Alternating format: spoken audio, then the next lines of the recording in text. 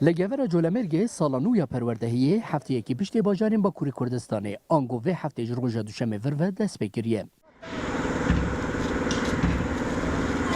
خواندکارن که دوار زبوری دا جبر شهر و آلوزیان جخواندن بون نها حول ددن که هرن دبستانه لیجبر دبستانین کاولکری و صوتی هر وسا کماسی اما مستیان پروردهی هرچند به فرمی دست بکر بجی پروردهی کی کامل نینه یارا جا مکتب صوت حمید کینه مکتب کی دورنجی جشینه با پلیس کینه مکتب از هیجانم چون هیجانم از هر روز چون لحظه دراماتیان کنتاجون تمام از مکتب 7 بچوی 10 بچوی 20 بچوی هم مالکی دانه دشان چنه مکتبی مکتب که میره قصد عسکری پلیسان هن هج قصد عسکری یا پلیسان نه ملیتیم eğitim داد که نزدیک که صاحب çıkmış نبود öğrenciyanda. Yani bir de doktor, bir de hoca, bir de her işte böyle şuna deneme köyden.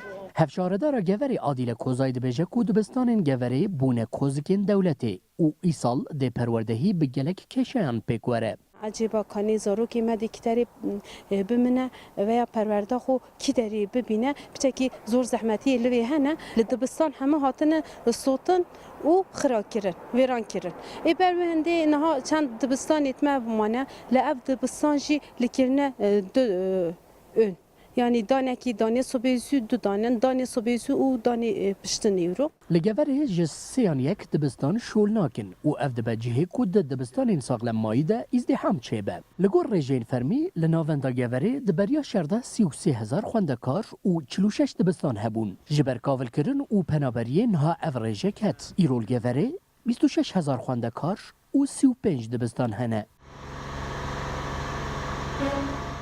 زاروکن گوری دناف گاولین خرابتش خورد لیزن.